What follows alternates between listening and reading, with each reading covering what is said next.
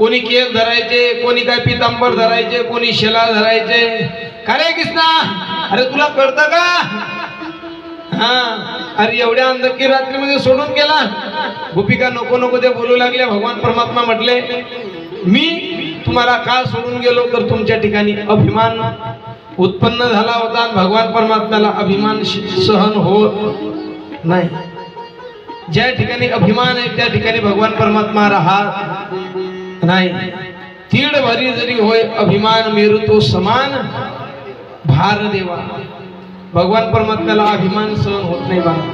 आणि ज्या ठिकाणी अभिमान आहे, अहंकार आहे, त्या ठिकाणी भगवान परमात्मा राहत नाही. जीवाला अहंकार आहे, जीवाला अभिमान आहे, आणि म्हणून जीवाजवळ भगवान परमात्मा सहजासहजी राहत नाही. आपल्याजवळ का राहत नाही देव? कधी आपण चिंतन केलं का? कारण आपण अहंकाराने ओत ओत भरलेले आहे. आपल्याला काही लोकांना संपत्तीचा अहंकार आहे, काही लोकांना स्वरूपाचा अहंकार आहे, काही लोकांना संपत्तीचा काय आहे अहंकार आहे. आणि भगवान परमात्म्याला अहंकार सहन होत. काही लोकांकडे भरपूर संपत्ती आहे, त्या संपत्तीचा त्यांना काय अहंकार आहे. ते दुसऱ्याच्या समोर वाकायला तयार होत नाही. का? तर पैसा आहे. पैसा मारो परमेश्वर. ते पैशाला काय करतात? सर्वस्व समजतात. परंतु पैसाच हे माणसाचं काय नाही, सर्वस्व नाही. अहो कुत्रे सुद्धा त्या पैशाकडे फिरून पहा, पाहता का? म्हणून संकटामध्ये पैसा सुद्धा उपयोगाला येत. बऱ्याच लोकांकडे पैसा होता महाराज, संकटामध्ये उपयोगाला आला का? आपल्याकडे काही संपत्ती नाही हो. जगामध्ये सर्वात श्रीमंत मनुष्य झाला रावण. रावणाचं वर्णन करत असताना महाराज म्हणतात, शुद्ध कांचनाची सप्तकोटी. 7 कोटी घर रावणाचे काय होते महाराज? सोन्याचे होते. सुवर्णाची लंका, समुद्राचा वेढा आणि समुदाय गाढा. रावणाचा असं लंकेचं वर्णन आहे. रावणाची लंका कशाची होती? सोन्याची होती. समुद्राचा काय होता? वेढा होता. मोठमोठे महादैत्य रावणाच्या काय होते? रावणा बरोबर होते ना. मेघनाथासारखा काय होता? मुलगा होता. अक्षय कुमारासारखा काय होता? मुलगा होता. कुंभकर्णासारखा काय होता? भाऊ होता. एवढे शूरवीर रावणाच्या काय होते? सेनेमध्ये होते. बरं रावणाला एक पत्नी नव्हती. किती होत्या? किती होत्या? 80,000 सुंदर पतिव्रता स्त्रिया रावणाला होत्या. तरी रावण भाग्यवान ठरला का महाराज? नाही. तुकोबरा म्हणतात, तुका म्हणे ज्याची संपदा एवढी आणि सांगा ती कवडी गेली नाही. एवढी संपत्ती रावणाकडे होती तरी तो भाग्यवान ठरला नाही. त्याची संपत्ती त्याला सोबत नेता आली नाही. मग रावणाची संपत्ती रावणाने सोबत नेली नाही. मग आपली संपत्ती आपल्या बरोबर येईल का? विचार करा. येईल? येणार नाही महाराज. अहो आपल्या बरोबर लोक रुपये देता ना, तुमच्याकडे देता का नाही? कपड्याला काय देता? 1 रुपया देता. तो रुपया सुद्धा लोक स्मशानभूमीमधून काय घेता? काढून घेता, घरी घेऊन येता. काही काही आता कुठे ठेवता देव जाणे. मलाही प्रश्नच आहे. काय लोक डोकं चालवतील काही सांगता येत नाही. काही लोक म्हणतात तो रुपया तिजोरीत ठेवला की तिजोरी. अरे तिजोरी, ज्याने तिजोरी भरली तो तिजोरी सोडून गेला आणि तो रुपया स्मशानभूमीतला रुपया तुम्ही घरी घेऊन येता. आता काय लोकांचं श्रद्धा आहे का अंधश्रद्धा आहे देव जाणे. तो रुपया सुद्धा काय आपल्या बरोबर येत नाही. मग आपण हे जे संपत्ती कमवतो हे कशा करता? कोणा करता? बरं आपण ज्यांच्या करता कमवतो तेही आपलं काही चांगलं नाव घ्यायला तयार नाही. ते म्हणता काय कमवलं या म्हाताऱ्याने, काय कमवलं?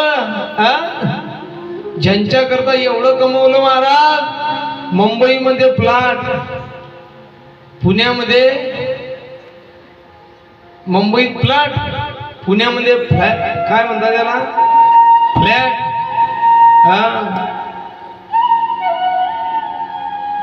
2 BHK 3 BHK, एवढं कमवलं, एवढं कमवलं. बामणोक मध्ये शेअर, पाडळशामध्ये शेअर, एवढं कमवलं तरी मुलं म्हणतात काय कमवलं या म्हाताऱ्याने, विनाकारण बोंबलतो, फेकायला तापी नदी. अहो रावण त्याची संपत्ती घेऊन गेला नाही, मग आपण आपली संपत्ती आपल्या बरोबर घेऊन जाऊ का? कधीतरी विचार करा. आणि ज्यांच्या करता कमवतो तेही कधी बरं म्हणत नाही, तरी हा बाबा काही दम टाकत नाही. मेरी सुनो, कशाने मेरी सुनो, शांत बैस ना बाबा. आता गौऱ्या काय आपल्या कुठे चालल्या? माणसाने कधीतरी विचार केला पाहिजे की आपण हे कमवतो हे कोणा करता. असं काहीतरी धार्मिक कार्य केलं पाहिजे. जे आमच्या बाबांनी काय या ठिकाणी कथेचं काय केलं, आयोजन केलं. पैसा असावा, कारण सध्या कलियुगामध्ये पैशाची काय गरज आहे, धनवंतालागी सर्व मान्यता आहे. जर कलियुगामध्ये तुमच्याकडे संपत्ती नसेल ना दादा, तर लोक सुद्धा तुम्हाला मानायला तयार नाही.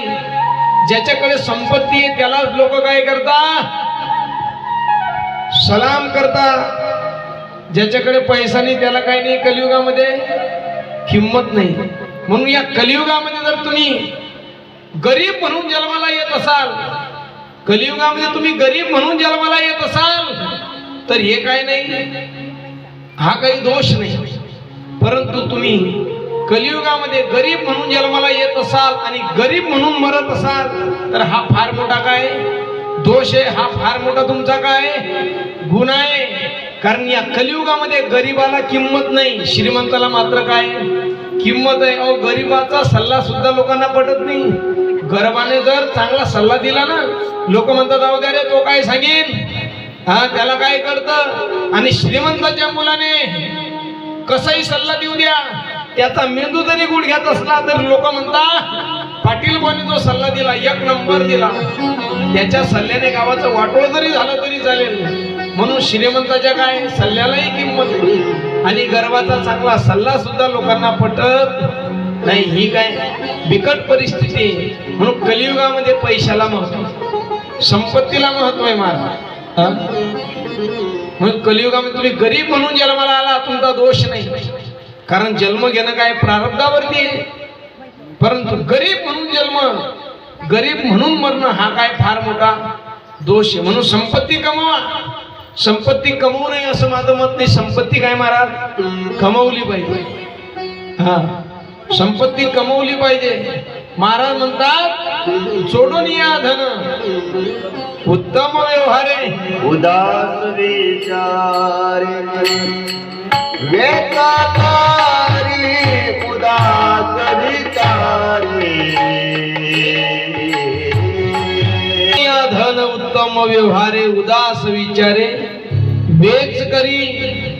धन काय माणसाने मिळवलंच पाहिजे, पण कसं, याची मान काप त्याची मान काप तसं नाही.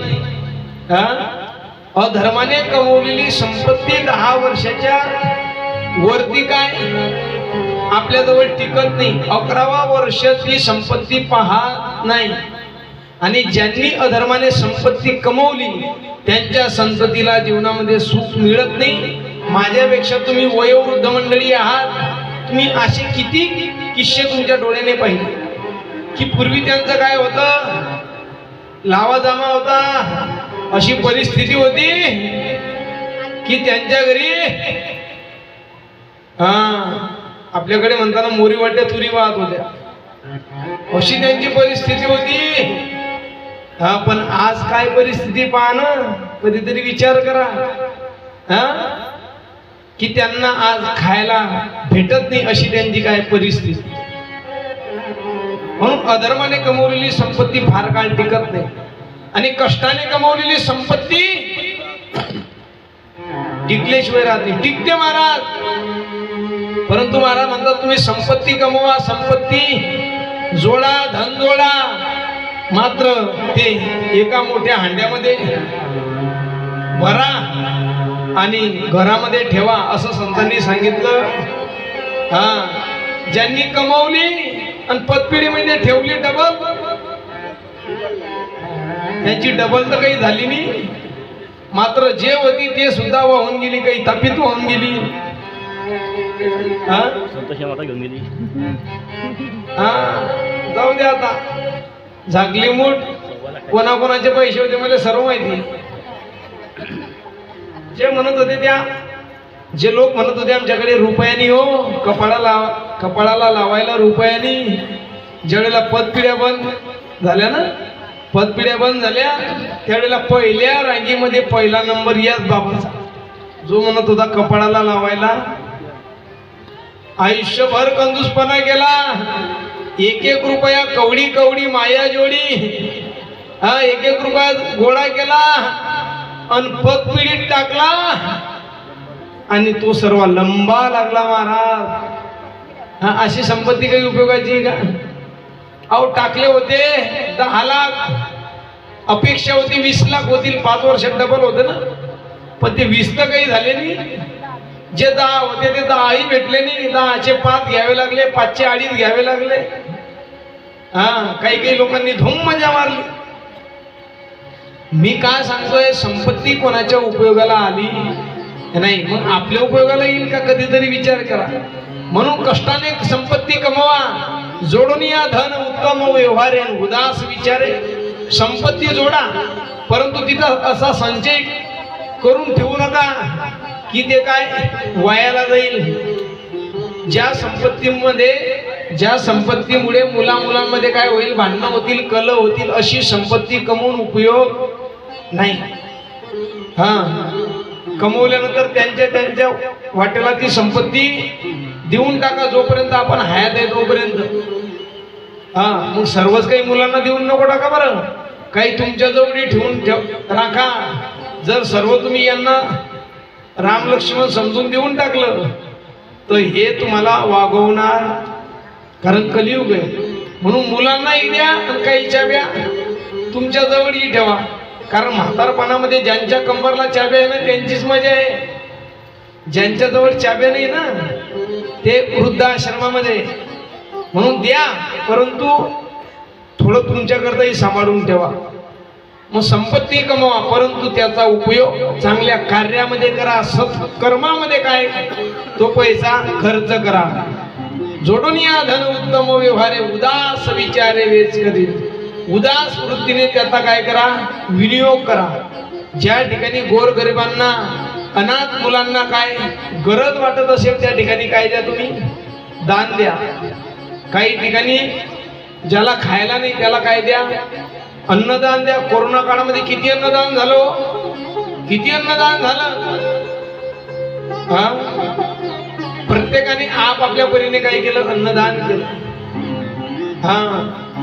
आज बघा आपल्या देशाचं दुर्दैव आहे, देशामध्ये जेवढे लोक उपवाशी झोपत नाही, देशामध्ये जेवढे लोक उपवाशी झोपत नाही त्याच्या दुप्पट लोक भोजन करतील. एवढं अन्न आज हॉटेल मधलं काय रस्त्यावरती फेकल्या जात आहे. म्हणून आयुष्यातील क्षण आणि अन्नाचा कण वाया जाता कामा नाही. अन्नदान करा, अन्न वाया घालू नका, अन्न फेकू नका, अन्नाची नासाडी करू नका. कारण आपण भाग्यवान आहे की आता आपल्याला काय असे दिवस आले. पूर्वीच्या लोकांनी कसे दिवस काढले त्यांना विचारा तुम्ही. पूर्वी पोळी तर भेटतच नव्हती. हे पोळीचं आम्हाला सुद्धा आमच्या वेळेला, आम्ही ज्या वेळेला 4थी 5वीत जात होतो त्यावेळेला आई डब्यामध्ये देत होती. डबा देत असताना पोळी भेटत नव्हती. कधी महिन्यातून एकदा राशन भेटलं तर काय भेटत होती, पोळी भेटत होती.